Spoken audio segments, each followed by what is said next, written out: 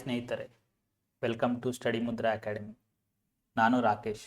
ನಾನು BE ಮತ್ತು MTech complete ಮಾಡಿದ್ದೀನಿ. ಸೊ ಈ ಚಾನಲಲ್ಲಿ ನಾನು ಮತ್ತು ರಾಜ್ ಟೀಚ್ ಮಾಡ್ತೀವಿ. ರಾಜ್ ಅವರೇ, ನಿಮ್ಮ ಬಗ್ಗೆ ಹೇಳಿ. ನಮಸ್ಕಾರ ಸ್ನೇಹಿತರೆ, ಎಲ್ರಿಗೂ ಆತ್ಮೀಯ ಸ್ವಾಗತ ಸ್ಟಡಿ ಮುದ್ರಾ ಅಕಾಡೆಮಿಗೆ. ನನ್ನ ಹೆಸರು ರಾಜ್ ಅಂತ. ಸೊ ನಾನು ಸಹ BE ಪದವೀಧರನಾಗಿದ್ದೇನೆ. ಸೊ ಇವತ್ತಿನ ದಿನ ಈ ಚಾನಲ್ನ ಪ್ರಾರಂಭ ಮಾಡ್ತಾ ಇದ್ದೀವಿ. ಮುಂದೆ ಏನು ಮಾಡಬೇಕು ಅನ್ನೋ ಒಂದು ಕ್ವಶನ್ಗೆ ಆನ್ಸರ್ ಆಗಿ ಈ ಕರಿಯರ್ ಆಪ್ಷನ್ಸ್ ಏನಿದೆ ಮುಂದೆ, ಕಾಂಪಿಟೇಟಿವ್ ಎಕ್ಸಾಮ್ಸು, ಅದ್ರ ಬಗ್ಗೆ ಎಲ್ಲ ನಾವು ಇದರಲ್ಲಿ ಕವರ್ ಮಾಡ್ತೀವಿ. ಸೊ ಈ ದಿವಸ ನಾವು ಕರಿಯರ್ ಆಪ್ಷನ್ಸ್ ತುಂಬ ಕನ್ಫ್ಯೂಷನ್ಸ್ ಇರುತ್ತೆ ಎಲ್ರಿಗೂ. ಅದ್ರ ಬಗ್ಗೆ ನಾವು ತಿಳಿಸ್ಕೊಡ್ತೀವಿ. ಅಂದರೆ 10th ಆದಮೇಲೆ ಏನು ಮಾಡಬೇಕು, 12th ಆದಮೇಲೆ ಏನು ಮಾಡಬೇಕು. ಸೊ ನಾಟ್ ಓನ್ಲಿ ಎಜುಕೇಷನ್ನು ಮತ್ತು ಗೌರ್ಮೆಂಟ್ ಜಾಬ್ಸ್ ಏನೇನು ಇರ್ಬೋದು. ಸೊ ಅದ್ರ ಬಗ್ಗೆ ಎಲ್ಲ ನಾವು ಇವತ್ತಿನ ವಿಡಿಯೋಲಿ ತಿಳಿಸ್ಕೊಡ್ತೀವಿ. ರಾಜ್ ಅವರೇ, ಈಗ students 10th schooling ಮುಗಿಸ್ತಾರೆ, but 10th ಆದಮೇಲೆ ಏನು ಮಾಡಬೇಕಂತ ತುಂಬ ಕನ್ಫ್ಯೂಷನ್ಸ್ ಇರುತ್ತೆ. ಅಂದರೆ ಅವರು ಗ್ರ್ಯಾಜುಯೇಷನ್ ಯಾವ ಫೀಲ್ಡಲ್ಲಿ ಮಾಡಬೇಕು, ಅಥವಾ ಡಿಪ್ಲೊಮಾ ಮಾಡಬೇಕಾ, ITI ಮಾಡಬೇಕಾ, ಏನೇನು ಯಾವ ಫೀಲ್ಡಲ್ಲಿ ಹೋದರೆ ಏನು ಮಾಡಬೇಕಂತ ಅವರಿಗೆ ತುಂಬ ಕನ್ಫ್ಯೂಷನ್ಸ್ ಇರುತ್ತೆ. ಅವ್ರು ಯೂಶ್ವಲಿ ಅವ್ರ ಇರೋರನ್ನ ನೋಡಿ ಅಥವಾ ಹಿರಿಯರು ಹೇಳಿದ್ದನ್ನ ಕೇಳಿ ಅವ್ರು ಮಾಡ್ತಾ ಇರ್ತಾರೆ. ಬಟ್ ಫ್ಯೂಚರಲ್ಲಿ ಅವರಿಗೆ ಅದು ಆ ಫೀಲ್ಡ್ ಅವರಿಗೆ ಇಂಟ್ರೆಸ್ಟ್ ಇರಲ್ಲ. ಸೊ ಆ ಕ್ಲಾರಿಟಿ ಬೇಕಂದರೆ ಫಸ್ಟಿಗೆ ಅವರಿಗೆ ಯಾವುದಾದ್ರು ಆಪ್ಷನ್ಸ್ ಇದೆ ಅಂತ ಗೊತ್ತಿರಬೇಕು. ಸೊ ಇದು ಒಂಥರ main decision making point, turning point ಥರ ಇರುತ್ತೆ. ಸೊ ಈ ಡಿಸಿಷನ್ ಮೇಕಿಂಗಲ್ಲಿ ಯಾವ್ಯಾವ ಥರ ಪ್ರಾಬ್ಲಮ್ಸ್ ಅಥವಾ ಕನ್ಫ್ಯೂಷನ್ಸ್ ಬರುತ್ತೆ, ಸ್ವಲ್ಪ ಹೇಳಿ. ಹೌದು, ಕರೆಕ್ಟು ನೀವು ಹೇಳಿದ್ದು. ಗುರಿ ಅನ್ನೋದು ತುಂಬ ಇಂಪಾರ್ಟೆಂಟು. ಗುರಿ ಎಷ್ಟು ಕ್ಲಿಯರ್ ಆಗಿರುತ್ತೋ ನಮ್ಮ ದಾರಿನೂ ಅಷ್ಟೇ ಕ್ಲಿಯರ್ ಆಗಿರುತ್ತೆ. ಓಕೆನಾ? ಗುರಿ ಇಲ್ಲದೆ ನಾವು ಮುಂದೆ ಹೋದರೆ ಯಾವ ಕಡೆ ಹೋಗಬೇಕು ಅಂತ ನಮ್ಗೆ ಗೊತ್ತಾಗಲ್ಲ ಅಲ್ವಾ? ಅದೇ ಥರ ಈ ಗುರಿ ಇರೋದು ಸರಿ, ಆದರೆ ಯಾವ ಥರ ಗುರಿ ಮಾಡಬೇಕು, ಏನೇನು ಆಪ್ಷನ್ಸ್ ಇದೆ ಅನ್ನೋ ಕನ್ಫ್ಯೂಷನ್ಸು ಸಾಮಾನ್ಯ. ಯಾಕೆಂದರೆ ಸುಮಾರು ಆಪ್ಷನ್ಸ್ ಇದ್ದಾವೆ. 10th ಆದ ನಂತರ ನಾವು ಸೈನ್ಸ್ಗೆ ಹೋಗ್ಬೋದು, ಕಾಮರ್ಸ್ ಫೀಲ್ಡ್ಗೆ ಹೋಗ್ಬೋದು, ಆರ್ಟ್ಸು, ಈ ಥರ. ಮುಂದೆ ಅದಾದ ನಂತರ ಬೇರೆ ಆಪ್ಷನ್ಸ್ ಇದ್ದಾವೆ. ಈಗ ಒಂದು ಡಿಗ್ರಿ ತಗೋಬೇಕು, ಏನೋ ಒಂದು ಡಿಗ್ರಿ ಮಾಡಪ್ಪ ಅಂತ ಹೇಳ್ತಾರೆ ಮನೆಯಲ್ಲಿ. ಯಾವ್ದು ಮಾಡಬೇಕು ಅಂತ ಗೊತ್ತಿರಲ್ಲ. ಈ ಸುಮಾರು ಪ್ರಾಬ್ಲಮ್ಸು ಬರುತ್ತೆ ಇಲ್ಲಿ. ಈಗ ಗ್ರಾಮೀಣ ಭಾಗದಿಂದ ಬಂದಿರತಕ್ಕಂಥ ಅಭ್ಯರ್ಥಿಗಳು, ಅವ್ರಿಗೆ ಈಗ ಊರುಗಳಲ್ಲಿ 7th ಇರುತ್ತೆ, ಹೈಸ್ಕೂಲ್ಗೆ ಬೇರೆ ಊರಿಗೆ ಹೋಗ್ಬೇಕಾಗಿರುತ್ತೆ. ಈ ಥರ ಸಮಸ್ಯೆಗಳು ಅವ್ರ ಮನೆಯಲ್ಲಿ ಅವರ ಪೋಷಕರಿಗೆ ಗೊತ್ತಿರಲ್ಲ. ಕೆಲವ್ರಿಗೆ ಆರ್ಥಿಕ ಸಮಸ್ಯೆಗಳು ಇರುತ್ತೆ. ಆರ್ಥಿಕ ತೊಂದರೆಗಳಿರ್ತವೆ ಕೆಲವ್ರಿಗೆ. ಆಮೇಲೆ ಹೆಣ್ಮಕ್ಳು ಅಂತ ತಗೊಂಡಾಗ ಅವ್ರಿಗೆ ಬೇರೆ ಥರ ಸಮಸ್ಯೆಗಳಿರ್ತವೆ. ಮನೆಯಲ್ಲಿ ಕೆಲವ್ರಿಗೆ ಮದುವೆ ಮಾಡಬೇಕು ಅಂತಿರ್ತಾರೆ, ಬಟ್ ಅವ್ರಿಗೆ ಇಂಟ್ರೆಸ್ಟ್ ಇರುತ್ತೆ ಓದೋಕ್ಕೆ, ದೂರದವರಿಗೆ ಅವರಿಗೆ ಕಳಿಸಲ್ಲ ಅಂತ ಟೈಮಲ್ಲಿ. ಆ ಥರ ಸಮಯದಲ್ಲಿ ಅಂಥವ್ರಿಗೆ ಯಾವ ಥರ ಆಪ್ಷನ್ಸ್ ಇದೆ. ಆಮೇಲೆ ಯಾವುದೇ ನಾವು ವಿದ್ಯಾಭ್ಯಾಸ ತಗೊಂಡ್ರೆ ಮುಂದೆ ನಮ್ಮ ಕರಿಯರು, ನಮ್ಮ ಜಾಬ್ ಅಂತ ಬಂದಾಗ ಯಾವ ದಿಕ್ಕಲ್ಲಿ ಹೋಗಬೇಕು, ಇದೆಲ್ಲದಕ್ಕಿಂತ ಮುಖ್ಯವಾಗಿ ನಮಗೆ ಯಾವ ಫೀಲ್ಡಲ್ಲಿ ನಮಗೆ ಇಂಟ್ರೆಸ್ಟ್ ಇದೆ ಆ ಫೀಲ್ಡ್ನ ಆಯ್ಕೆ ಮಾಡ್ಕೋಬೇಕು. ಇಂಟ್ರೆಸ್ಟ್ ಇಲ್ಲದೆ ನಾವು ಏನು ಮಾಡಿದ್ರು ವ್ಯರ್ಥ. ಫಸ್ಟು ನಿಮ್ಮ ಇಂಟ್ರೆಸ್ಟು, ನಿಮ್ಮ ರುಚಿ ಯಾವುದ್ರಲ್ಲಿದೆ ಅಂತ ನೀವು ಸರಿಯಾಗಿ ಡಿಸೈಡ್ ಮಾಡಿ. ಅದ್ರ ಮೇಲೆ ನಿಂತಿರುತ್ತೆ ನಿಮ್ಮ ಕರಿಯರು. ಮುಂದೆ ನೀವೇನು ಆಗ್ತೀರಾ ಅನ್ನೋದು ಅದ್ರ ಮೇಲೆ ನಿಂತಿರುತ್ತೆ. ಆಮೇಲೆ ಈ ಮುಂದೆ ನೆಕ್ಸ್ಟು ನಾನು ಬೇರೆ ಊರಿಗೆ ಹೋದಾಗ ಅಲ್ಲಿ ಉಳ್ಕೊಳ್ಳೋದು ಹೆಂಗೆ, ಅಲ್ಲಿ ಏನು ಮಾಡಬೇಕು ಅಂಥ ಸಮಸ್ಯೆಗಳೆಲ್ಲ ಬರ್ತವೆ. ಅದನ್ನೆಲ್ಲ ನೀವು ನಿಮ್ಮ ಪೋಷಕರ ಜೊತೆ ಡಿಸ್ಕಸ್ ಮಾಡಿ ಡಿಸೈಡ್ ಮಾಡಿ. ಬಟ್ ಇಲ್ಲಿ ಮೈನ್ ಪಾಯಿಂಟ್ ಏನಂದರೆ ನಿಮ್ಮ ಇಂಟ್ರೆಸ್ಟ್ ಯಾವುದ್ರಲ್ಲಿದೆ ಅದನ್ನು ಮನಸ್ಸಲ್ಲಿ ಇಟ್ಕೊಂಡು ಡಿಸೈಡ್ ಮಾಡಬೇಕಾಗತ್ತೆ. ಸೊ ಇದರಲ್ಲಿ ಅವರಿಗೆ ಮೇನಾಗಿ 2 ತೊಂದರೆ ಬರುತ್ತೆ. ಅವರಿಗೆ ಇಂಟ್ರೆಸ್ಟ್ ಯಾವುದಿದೆ ಮತ್ತು ಆರ್ಥಿಕ ಸಮಸ್ಯೆಯನ್ನು ಎರಡನ್ನ ನೋಡಿಕೊಂಡು ಅವರು ಕರಿಯರ್ ಆಪ್ಷನ್ಸ್ ಅಥವಾ ಗ್ರ್ಯಾಜುಯೇಷನ್ ಆಪ್ಷನ್ಸ್ನ ಅವ್ರು ಚೂಸ್ ಮಾಡಬೇಕಾಗುತ್ತೆ. ಇಷ್ಟೊತ್ತು ನಾವು ಕನ್ಫ್ಯೂಷನ್ಸ್ ಬಗ್ಗೆ ಮಾತಾಡಿದ್ವಿ. ಅಂದರೆ ಕರಿಯರ್ ಆಪ್ಷನ್ಸ್ ಯಾವುದ್ಯಾವುದು ತೊಗೋಬೇಕಂತ ಕನ್ಫ್ಯೂಷನ್ಸ್ ಎಲ್ರಿಗೂ ಇದೆ. ಸೊ ಇವಾಗ ನಾವು ಸೊಲ್ಯೂಷನ್ಸ್ನ ನೋಡೋಣ, ಒಂದೊಂದಾಗಿ ನೋಡೋಣ. ನಾವು ಡೀಟೇಲಾಗಿ ಸೊಲ್ಯೂಷನ್ಸ್ ಹೇಳ್ತೀವಿ, ಏನೇನು ಆಪ್ಷನ್ಸ್ ಇದೆ ಅಂತ. ಅದಕ್ಕೂ ಮುಂಚೆ ನಾವು ಮೇಜರ್ 3 ಪಾಯಿಂಟ್ಸ್ ಡಿಸ್ಕಸ್ ಮಾಡೋಣ. ನಾವು ಯಾರೇ 10th ಆದಮೇಲೆ ಅವರಿಗೆ ಸ್ಟಾರ್ಟಿಂಗ್ ಏನೂ ಐಡಿಯಾ ಇರಲ್ಲ. ಸೊ ಮೇಜರಾಗಿ 3 ಆಪ್ಷನ್ಸ್ ಅವರು ಮೈಂಡಲ್ಲಿ ಇಟ್ಕೊಂಡು ಅವ್ರ ಕರಿಯರನ್ನು ಅವರು ತಗೊಳ್ಬೇಕಾಗುತ್ತೆ. ಮೇಜರಾಗಿ ಅವರು ಜಾಬ್ ಯಾವುದ್ರಲ್ಲಿ ಮಾಡಬೇಕಂತ ಅವರು ಮೈಂಡಲ್ಲಿ ಇರಬೇಕು, ಅಥವಾ ಬಿಸ್ನೆಸ್ ಮಾಡ್ತಾರಾ ಅಂತ ಯೋಚನೆ ಇದ್ದರೆ ಅದನ್ನು ಮೈಂಡಲ್ಲಿ ಇರಬೇಕು, ಅಥವಾ ಅವರು ಕಾಂಪಿಟೇಟಿವ್ ಎಕ್ಸಾಮ್ಸ್ ಮೈಂಡಲ್ಲಿ ಇಟ್ಕೊಂಡು ಅವ್ರ ಗ್ರ್ಯಾಜುಯೇಷನ್ ಫೀಲ್ಡ್ನ ಚೂಸ್ ಮಾಡಬೇಕಾಗುತ್ತೆ. ಕರೆಕ್ಟು. 10th ಸ್ಟ್ಯಾಂಡರ್ಡ್ ಮುಗಿದ್ಮೇಲೆ ವಿದ್ಯಾಭ್ಯಾಸನ ಮುಂದುವರಿಸ್ಬೋದು. ನಿಮ್ಮ ಸ್ಟಡೀಸ್ನ ನಿಮಗೆ ಯಾವುದರಲ್ಲಿ ಇಚ್ಛೆ ಇದೆ, ಇಂಟ್ರೆಸ್ಟ್ ಇದೆ, ಅದರಲ್ಲಿ ನೀವು ವಿದ್ಯಾಭ್ಯಾಸನ ಮುಂದುವರಿಸ್ಬೋದು. ಇಲ್ಲ ಆರ್ಥಿಕ ಸಮಸ್ಯೆಗಳಿಂದ ಕೆಲವ್ರಿಗೆ ಮುಂದುವರ್ಸೋಕ್ಕಾಗಿರಲ್ಲ, ಅಂಥವರು ಜಾಬ್ ಹುಡುಕ್ತಿರ್ತಾರೆ. 10th ಆದಮೇಲೆ ಯಾವ ಥರ ಆಪ್ಷನ್ಸ್ ಇದೆ, ಜಾಬ್ ಆಪ್ಷನ್ಸು, ಅದನ್ನು ನಾವು ನೋಡ್ತಾ ಹೋಗೋಣ. ಆಮೇಲೆ ಬಿಸ್ನೆಸ್ ಮಾಡ್ಬೋದು. ಆಮೇಲೆ ಕಾಂಪಿಟೇಟಿವ್ ಎಕ್ಸಾಮ್ಸು ನೀನು ಮಾಡಿದ್ರೆ ಸರ್ಕಾರಿ ಕೆಲಸನೇ ಮಾಡಬೇಕು ಅಂತ ಕೆಲವರು ಹೇಳಿರ್ತಾರೆ ಮನೆಗಳಲ್ಲಿ, ಅಥವಾ ಅವ್ರಿಗೆ ಇಚ್ಛೆ ಇರುತ್ತೆ. ಅಂಥವರು ಯಾವ್ಯಾವ ಕಾಂಪಿಟೇಟಿವ್ ಎಕ್ಸಾಮ್ಸು ತಗೋಬೇಕು ಅದನ್ನು ತಿಳ್ಕೊಂಡಿರ್ಬೇಕು. ಕೆಲವರಿಗೆ ಕ್ವಶನ್ ಇರುತ್ತೆ, ಈಗ ಅವರು ಬಿಸ್ನೆಸ್ಸೇ ಮಾಡ್ಬೇಕಂದ್ರೆ ಗ್ರ್ಯಾಜುಯೇಷನ್ ಆಗಬೇಕು ಅಂತ ಕೆಲವರಿಗೆ ಡೌಟ್ ಇರುತ್ತೆ. ಅಂಥವರಿಗೆ ನೀವೇನು ಹೇಳ್ತೀರಾ? ನೋಡಿ, ಬಿಸ್ನೆಸ್ ಮಾಡಬೇಕು ಅಂದ್ಕೊಳ್ಳೋದು ಉತ್ತಮ, ಬಟ್ ನೀವು ಅದ್ರ ಬಗ್ಗೆ ವಿವರವಾಗಿ ತಿಳ್ಕೊಂಡು ನೀವು ಅದರ ರಿಲೇಟೆಡ್ ಕೋರ್ಸಸ್ನ ಮಾಡಿ ನೀವು ಬಿಸ್ನೆಸ್ ಮಾಡಿದ್ರೆ ಒಳ್ಳೆಯದು. ಯಾಕಂದರೆ ನೀವು ನಿರ್ಧಾರ ಮಾಡುವಂಥ ಒಂದು ಶಕ್ತಿ ನಿಮಗೆ ಜಾಸ್ತಿ ಆಗುತ್ತೆ. ಅವಾಗ ಕರೆಕ್ಟ್ ಡಿಸಿಷನ್ ತಗೊಳ್ತೀರಾ ನೀವು. ಬೇರೆಯವ್ರ ಮೇಲೆ ಅವಲಂಬಿತರಾಗಿ ಡಿಸಿಷನ್ ತಗೊಳ್ಳೋ ಅವಶ್ಯಕತೆ ಇರಲ್ಲ ನಿಮಗೆ. ಅದಕ್ಕೆ ಸಂಬಂಧಪಟ್ಟ ವಿದ್ಯಾಭ್ಯಾಸನ ಮುಂದುವರಿಸಿ ನೀವು ಬಿಸ್ನೆಸ್ ಮಾಡೋದು ಉತ್ತಮ ಅಂತ ನನಗನ್ಸುತ್ತೆ. ಅಂದರೆ ಸಾಮಾನ್ಯ ಜ್ಞಾನದ ಜೊತೆಗೆ ಬಿಸ್ನೆಸ್ ರಿಲೇಟೆಡ್ ನಾಲೆಜ್ ಇದ್ದರೆ ಅವರು ಬೇರೆಯವ್ರ ಮೇಲೆ ಡಿಪೆಂಡ್ ಆಗಬೇಕಾಗಿಲ್ಲ ಅಂತ ನೀವು ಹೇಳ್ತಾ ಇದ್ದೀರಾ. ಕರೆಕ್ಟ್. ನಾವು ನೆಕ್ಸ್ಟ್ ನೋಡೋಣ, ಅದರಲ್ಲಿ ಈಗ ಡೀಟೇಲ್ ಆಗಿ ನೋಡೋಣ. ಒಂದೊಂದಾಗಿ ಯಾವ್ಯಾವ ಕರಿಯರ್ ಆಪ್ಷನ್ಸ್ ಇದೆ, ಹೆಂಗೆ ನಾವು ಮುಂದುವರಿಸ್ಬೋದು ವಿದ್ಯಾಭ್ಯಾಸನ ಅಂತ ತಿಳ್ಕೊತಾ ಹೋಗೋಣ ಬನ್ನಿ. ನಾವೊಂದು ಬ್ಲೂ ಪ್ರಿಂಟ್ನ ರೆಡಿ ಮಾಡಿದ್ದೀವಿ. 10th ಆದಮೇಲೆ ಮತ್ತು 12th ಆದಮೇಲೆ ಏನೇನು ಆಪ್ಷನ್ಸ್ ಇದೆ ಅಂತ ಪ್ರಿಸೈಸ್ ಆಗಿ ಶಾರ್ಟಾಗಿ ಇಲ್ಲಿ ತೋರ್ಸೋಕ್ಕೆ ಟ್ರೈ ಮಾಡಿದ್ದೀವಿ. ಸೊ ಇದರಲ್ಲಿ ನಾವು ಒಂದೊಂದೇ ಡೀಟೇಲ್ ಆಗಿ ನೋಡೋಣ ಬನ್ನಿ.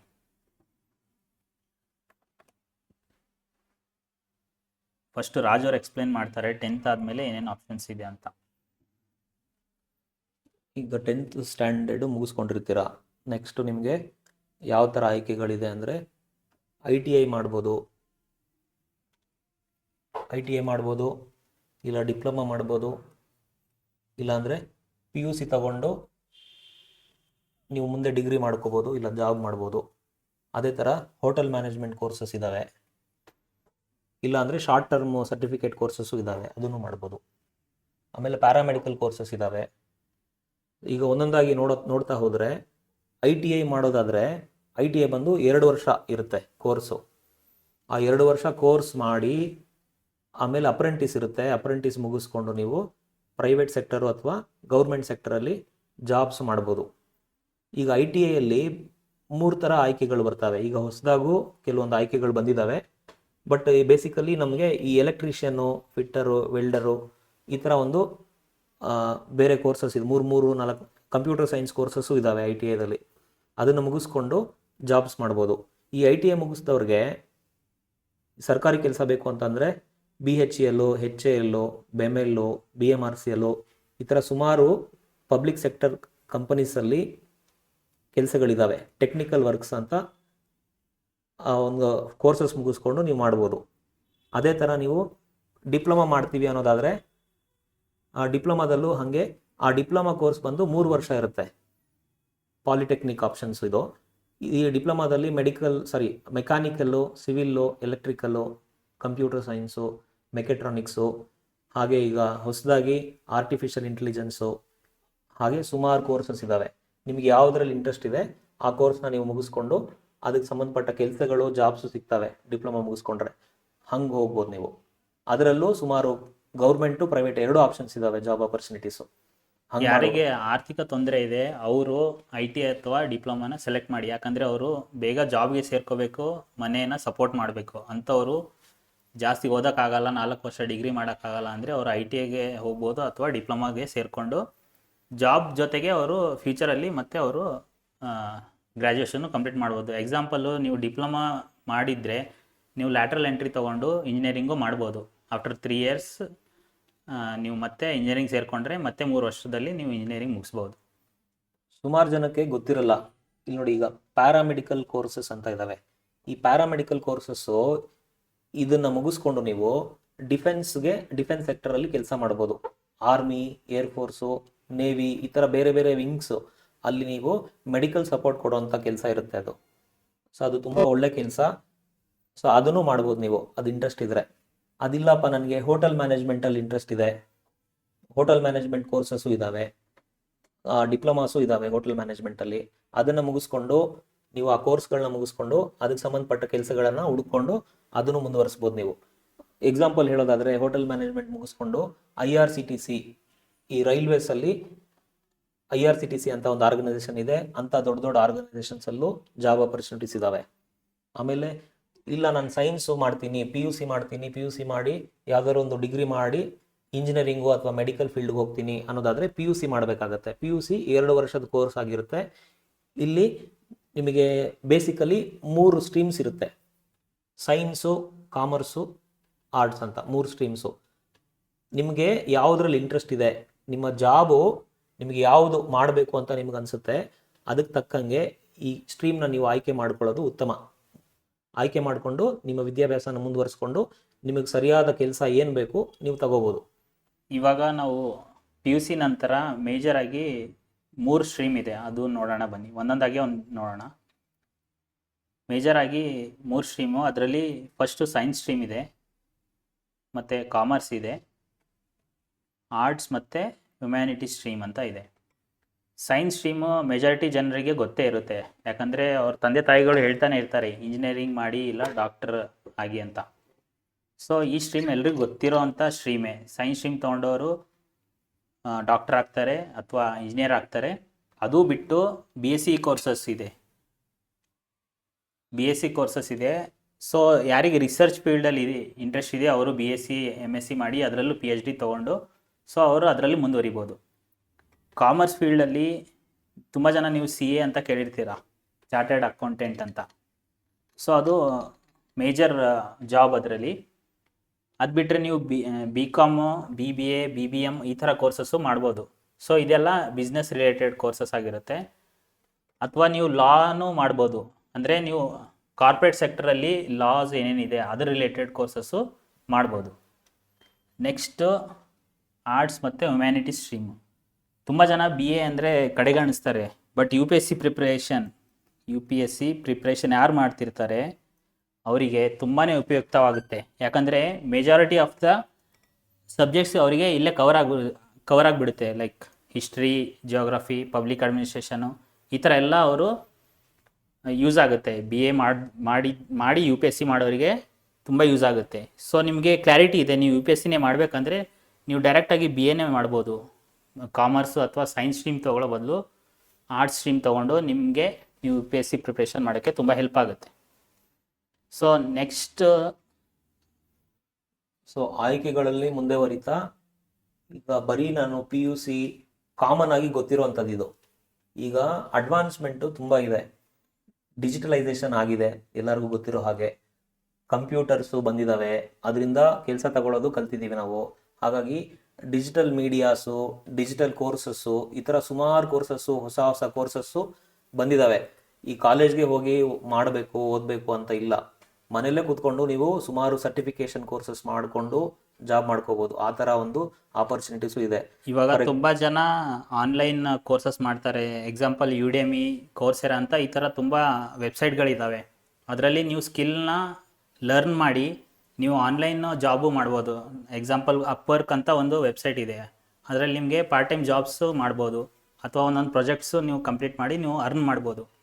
ಸೊ ಇದು ನಿಮ್ಮ ಇಂಟ್ರೆಸ್ಟ್ ಇದ್ದು ನಿಮಗೆ ಡಿಗ್ರೀಸ್ ಮಾಡೋಕ್ಕೆ ಟೈಮ್ ಇಲ್ಲ ಅಂಥವರು ಈ ಥರ ಆಪ್ಷನ್ಸ್ನ ಚೂಸ್ ಮಾಡೋದು ಬೆಟರ್ ಅಂತ ನಾನು ಹೇಳ್ತೀನಿ. ಅದರಲ್ಲಿ ಒಂದೊಂದಾಗಿ ನೋಡ್ತಾ ಹೋಗೋಣ. ಈ ಕೋರ್ಸಸ್ ಬಂದು ನಿಮಗೆ skill based. Okay, skill based ಅಂದರೆ ಪರ್ಟಿಕ್ಯುಲರ್ ಸ್ಕಿಲ್ಲು ನಿಮಗೆ ಗೊತ್ತಿದ್ರೆ ಆ ಸ್ಕಿಲ್ಗೆ ತಕ್ಕಂಗೆ ನಿಮಗೆ ಜಾಬ್ ಆಪರ್ಚುನಿಟೀಸು ಇದ್ದಾವೆ. ಯಾವ ಥರ ಸ್ಕಿಲ್ಸ್ ಅದು? ಡಿಜಿಟಲ್ ಆ್ಯಂಡ್ IT ಕೋರ್ಸಸ್ ಅಂತ ಇದ್ದಾವೆ. ಇದು ಆ ಡಿಜಿಟಲ್ IT ಕೋರ್ಸಸ್ಸಲ್ಲಿ 3 ವರ್ಷದ BSc ಮಾಡ್ಬೋದು ನೀವು. BSc in cyber security, artificial intelligence, data science, and ಇದು ತುಂಬ ಡಿಮ್ಯಾಂಡ್ ಇರ್ತಕ್ಕಂಥ ಒಂದು ಕೋರ್ಸಸ್ ಇವು. ಇತ್ತೀಚೆಗೆ ಈ ಇಂಟರ್ನೆಟ್ ಬೆಳೆದ ಮೇಲೆ ಈ ಸೈಬರ್ ಸೆಕ್ಯೂರಿಟಿ ಎಷ್ಟು ಇಂಪಾರ್ಟೆಂಟ್ ಇದೆ, ಈ ಬ್ಯಾಂಕಿಂಗ್ ಸೆಕ್ಟರಲ್ಲಿ ಎಷ್ಟು ದರೋಡೆಗಳು ನಡೀತಾ ಇದ್ದಾವೆ ಅದೆಲ್ಲ ಗೊತ್ತಿದೆ. ಸೊ ಇದಕ್ಕೆ ಜಾಸ್ತಿ ಡಿಮ್ಯಾಂಡ್ ಇದೆ ಸೈಬರ್ ಸೆಕ್ಯೂರಿಟಿ ಕೋರ್ಸಸ್ಗೆ. ಸೊ ಅದರಲ್ಲೂ ನೀವು ಮುಂದುವರಿಬೋದು ಕೆಲಸ ಮಾಡಿಕೊಂಡು ನಿಮಗೆ ಇಂಟ್ರೆಸ್ಟ್ ಇದ್ದರೆ. ಇನ್ನೊಂದು ಬಂದ್ಬಿಟ್ಟು ಬ್ಯಾಚುಲರ್ ಆಫ್, ಈಗ ಕೆಲವ್ರಿಗೆ ಗೇಮ್ಸ್ ಡೆವಲಪ್ ಮಾಡೋದಾಗಿರ್ಬೋದು, ಆ ಗೇಮ್ಸು ಆಡೋದು ತುಂಬ ಇಂಟ್ರೆಸ್ಟ್ ಇರುತ್ತೆ ಅಂಥವ್ರಿಗೂ ಒಂದು ಕೋರ್ಸ್ ಇದೆ. Okay, bachelor of game design, ಆ ಗೇಮ್ಸ್ನ ಡೆವಲಪ್ ಮಾಡೋದು, ಇನೋವೇಟಿವ್ ಟೆಕ್ನಾಲಜೀಸ್ನ ತರೋದು ಹೊಸದು, ಅದರಲ್ಲೂ ಕರಿಯರ್ಸ್ ಇದೆ. ನೀವು ಆ್ಯನಿಮೇಷನ್ಸು ಆ ಥರ ಎಲ್ಲ ಕಲಿತ್ರೆ ನೀವು ದೊಡ್ಡ ದೊಡ್ಡ ಮೂವೀಸಲ್ಲೂ ವರ್ಕ್ ಮಾಡ್ಬೋದು. ಸೊ ನೆಕ್ಸ್ಟ್ ಇರೋದು ಏವಿಯೇಷನ್ ಆ್ಯಂಡ್ ಡಿಫೆನ್ಸ್ ಕೋರ್ಸಸ್ಸು. ಇದರಲ್ಲೂ ನೀವು BSc ಏವಿಯೇಷನ್ ಮಾಡ್ಬೋದು, ಕಮರ್ಷಿಯಲ್ ಪೈಲಟು ಆಗ್ಬೋದು. ಇದೆಲ್ಲ 3 years ಟ್ರೈನಿಂಗ್ ಇರುತ್ತೆ, ಕೋರ್ಸ್ ಇರುತ್ತೆ. ಸೊ ನೀವು ಅದನ್ನ ಸರ್ಟಿಫಿಕೇಟ್ ಪಡೆದ್ರೆ ನೀವು ಕಮರ್ಷಿಯಲ್ ಪೈಲಟು ಆಗ್ಬೋದು. ಸೊ ನೀವು ಅದ್ರ ಜೊತೆಗೆ ನೀವು ಗೌರ್ಮೆಂಟ್ ಎಕ್ಸಾಮ್ಸು ಬರಿಬೋದು. NDAಗೆ ಎಕ್ಸಾಮ್ ಬರೆದು ಗೌರ್ಮೆಂಟಲ್ಲೂ ಜಾಬ್ ಮಾಡ್ಬೋದು. ಅದೇ ರೀತಿ ನಾವು ಅಲ್ಲಿ ನೋಡಿದ ಹಾಗೆ ಇಲ್ಲೂ ಡಿಗ್ರಿ ಲೆವೆಲಲ್ಲಿ ಹೋಟೆಲ್ ಮ್ಯಾನೇಜ್ಮೆಂಟ್ ಕೋರ್ಸಸ್ ಇದ್ದಾವೆ, ಬ್ಯಾಚುಲರ್ ಆಫ್ ಹೋಟೆಲ್ ಮ್ಯಾನೇಜ್ಮೆಂಟು ಆ ಥರ. ಇದು ಈಗ ಹೋಟೆಲ್ ಮ್ಯಾನೇಜ್ಮೆಂಟ್ ಎಷ್ಟು ಇಂಪಾರ್ಟೆಂಟ್ ಇದೆ, ಎಲ್ಲರೂ ದುಡಿಯೋದ್ರಲ್ಲೇ ಬ್ಯುಸಿ ಆಗೋಗಿದ್ದಾರೆ, ಓಕೆನಾ. ಬಟ್ ಎಲ್ಲರಿಗೂ ಫ್ರೀ ಟೈಮು ಏನೂ ಇರಲ್ಲ. ಈಗ ನಿಮ್ಗೆ ಗೊತ್ತಿರೋ ಹಾಗೆ ಈ ಹೋಟೆಲ್ಸ್ ಎಷ್ಟು ಮುಂದುವರೆದಿದ್ದಾವೆ ಅಂತ ಗೊತ್ತು.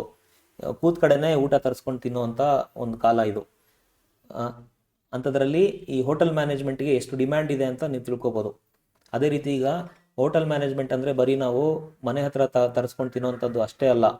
ನೀವು ದೊಡ್ಡ ದೊಡ್ಡ ಸ್ಟಾರ್ ಹೋಟೆಲ್ಸ್ ನೋಡಿರ್ಬೋದು, 5 ಸ್ಟಾರ್ ಹೋಟೆಲ್ಲು, 7 ಸ್ಟಾರ್ ಹೋಟೆಲ್ಲು, ಅಲ್ಲಿ ಹಾಸ್ಪಿಟಾಲಿಟಿ ಎಷ್ಟು ಇಂಪಾರ್ಟೆಂಟ್ ಆಗುತ್ತೆ. ಸೊ ಅಲ್ಲಿ ಒಂದ್ಸಲ ನೀವು ಹೋಗಿ ನೋಡಿದಾಗಲೇ ಅದರದ ಪ್ರಾಮುಖ್ಯತೆ ನಿಮಗೆ ಗೊತ್ತಾಗುತ್ತೆ. ಇದು ಒಂದು ಉತ್ತಮ ಫೀಲ್ಡ್ ಆ್ಯಕ್ಚುಲಿ. ಇದರಲ್ಲೂ ನೀವು ಮುಂದುವರಿಬೋದು. ಈ ಕೋರ್ಸ್ಗಳನ್ನ ಮಾಡಿಕೊಂಡು ಇದರಲ್ಲೂ ಜಾಬ್ ಪಡ್ಕೋಬೋದು.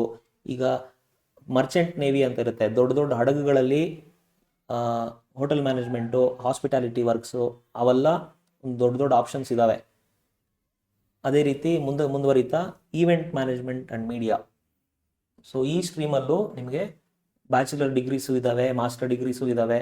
ಯಾವ್ದಾದ್ರು ಇತ್ತೀಚೆಗೆ ಈವೆಂಟ್ ಮ್ಯಾನೇಜ್ಮೆಂಟು ಬೂಮಿಂಗಲ್ಲಿದೆ. ಸೊ ಇವಾಗ ಮುಂಚೆ ಎಲ್ಲ ಮದುವೆ ಮಾಡ್ಬೇಕಂದ್ರೆ ಎಲ್ಲ ಫ್ಯಾಮಿಲಿ ಸೇರ್ಕೊಂಡು ಮಾಡೋರು. ಇವಾಗ ಎಲ್ಲರೂ ಇವೆಂಟ್ ಮ್ಯಾನೇಜ್ಮೆಂಟ್ನ ಹೈರ್ ಮಾಡಿ ಎಲ್ಲ ಇವೆಂಟ್ಸ್ನ ಅವ್ರ ಥ್ರೂನೇ ಮಾಡಿಸ್ಕೊತಾ ಇದ್ದಾರೆ. ಸೊ ಇದು ತುಂಬ ಹೊಸ ಕಾನ್ಸೆಪ್ಟ್ ಅಂತಲೇ ಹೇಳ್ಬೋದು, ತುಂಬ ಬೂಮಿಂಗಲ್ಲಿ ಇರೋದು.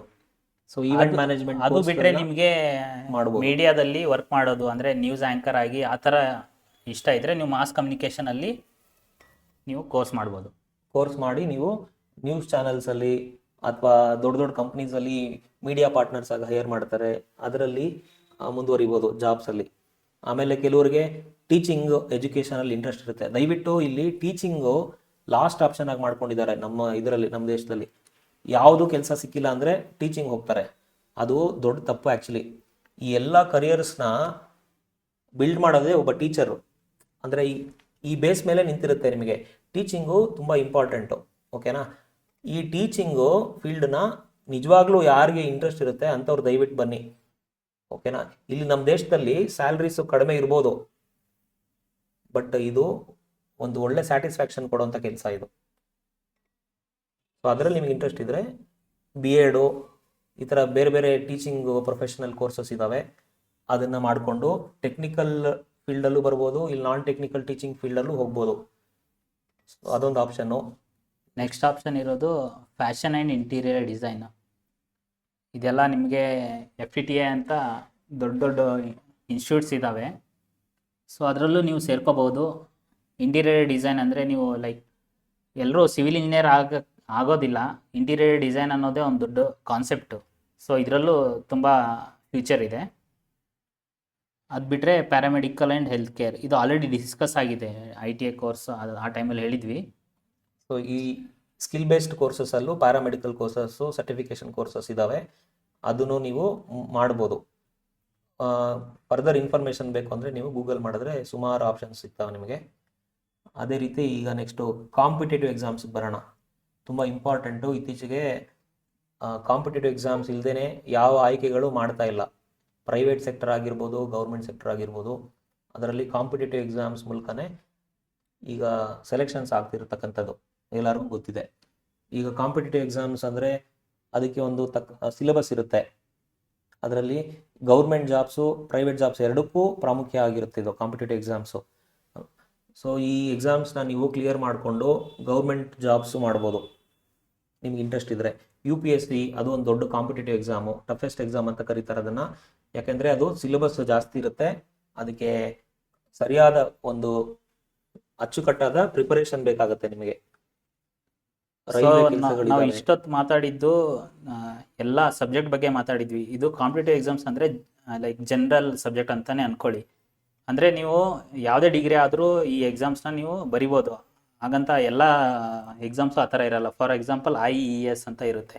ಸೊ ಇದರಲ್ಲಿ ನಿಮಗೆ ಟೆಕ್ನಿಕಲ್ ಅಂದರೆ ಇಂಜಿನಿಯರಿಂಗು, ಸಿವಿಲ್ಲು, ಮೆಕ್ಯಾನಿಕಲ್ ಆ ಥರ ಕೋರ್ಸಸ್ ಇದ್ದರೆ ಮಾತ್ರ ನೀವು ಈ ಥರ ಎಕ್ಸಾಮ್ಸ್ ಬರಿಬೋದು. IES ಅಂದರೆ ಇಂಡಿಯನ್ ಇಂಜಿನಿಯರಿಂಗ್ ಸರ್ವಿಸ್ ಅಂತ.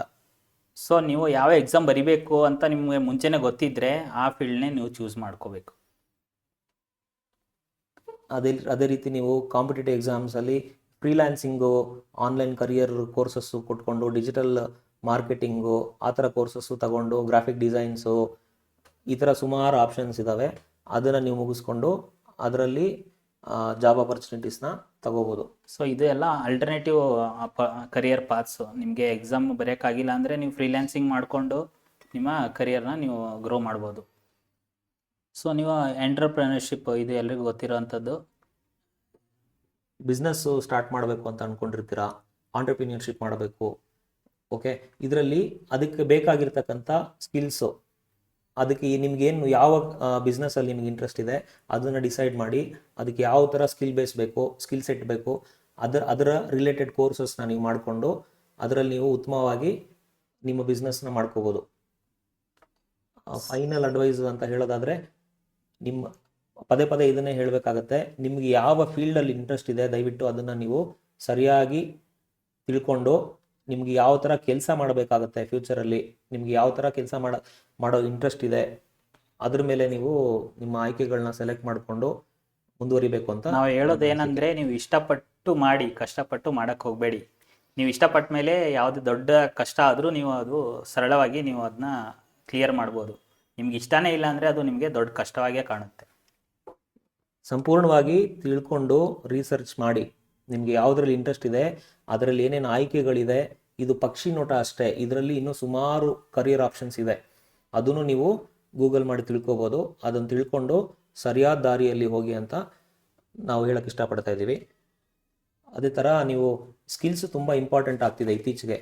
ಓಕೆನಾ, ನೈಪುಣ್ಯತೆ ನಿಮಗಿದ್ದರೆ, ಸರಿಯಾದ ನೈಪುಣ್ಯತೆ ನಿಮಗಿದ್ದರೆ ನಿಮಗೆ ಒಳ್ಳೆ ಕೆಲಸ ಸಿಗುತ್ತೆ. ಸೊ ಹಾಗಾಗಿ ಟೈಮ್ ವೇಸ್ಟ್ ಮಾಡ್ಕೋಬೇಡಿ. ನಿಮ್ಮ ಫ್ರೀ ಟೈಮಲ್ಲಿ ನಿಮ್ಮ ಸ್ಕಿಲ್ಸ್ನ ಡೆವಲಪ್ ಮಾಡ್ಕೊತಾ ಹೋಗಿ. ನಿಮಗೆ ಅಂದರೆ ಡಿಗ್ರಿ ಎಷ್ಟು ಇಂಪಾರ್ಟೆಂಟೋ ಅಷ್ಟೇ ನಿಮ್ಮ ಸ್ಕಿಲ್ಸು ಇಂಪಾರ್ಟೆಂಟ್ ಆಗುತ್ತೆ. ನಿಮಗೆ ಬರೀ ಡಿಗ್ರಿ ಇದ್ದರೆ ನೀವು ಅಂದರೆ ಕರಿಯರ್ ನಿಮ್ಮದು ಗ್ರೋ ಆಗಲ್ಲ. ಅದ್ರ ಜೊತೆಗೆ ನಿಮ್ಮ ಸ್ಕಿಲ್ಸು ತುಂಬಾ ಇಂಪಾರ್ಟೆಂಟ್ ಆಗುತ್ತೆ. ಈ ವಿಡಿಯೋದಲ್ಲಿ ತಿಳಿಸಿರೋ ಮಾಹಿತಿ ನಿಮಗೆ ಇಷ್ಟ ಆಗಿದ್ದರೆ ದಯವಿಟ್ಟು ಲೈಕ್ ಮಾಡಿ, ಹಾಗೆ ಈ ವಿಡಿಯೋ ಅವಶ್ಯಕತೆ ಇರೋರಿಗೆ ಶೇರ್ ಮಾಡಿ. ಇದು ನಮ್ಮ ಮೊದಲನೆಯ ಪ್ರಯತ್ನ, ಮೊದಲನೇ ವಿಡಿಯೋ. ಸೊ ನಿಮ್ಮ ಅನಿಸಿಕೆ, ಅಭಿಪ್ರಾಯಗಳನ್ನು ಕಮೆಂಟ್ ಬಾಕ್ಸ್ನಲ್ಲಿ ತಿಳಿಸಿ. ನಾವು ಯಾವ ಥರ ಇಂಪ್ರೂವ್ ಆಗಬೇಕಂತ ನಾವು ತಿಳ್ಕೊಂಡು ನಾವು ಮುಂದೆ ನೆಕ್ಸ್ಟ್ ವೀಡಿಯೋಸಲ್ಲಿ ಇಂಪ್ರೂವ್ ಆಗ್ತೀವಿ. ಧನ್ಯವಾದಗಳು. Thank you.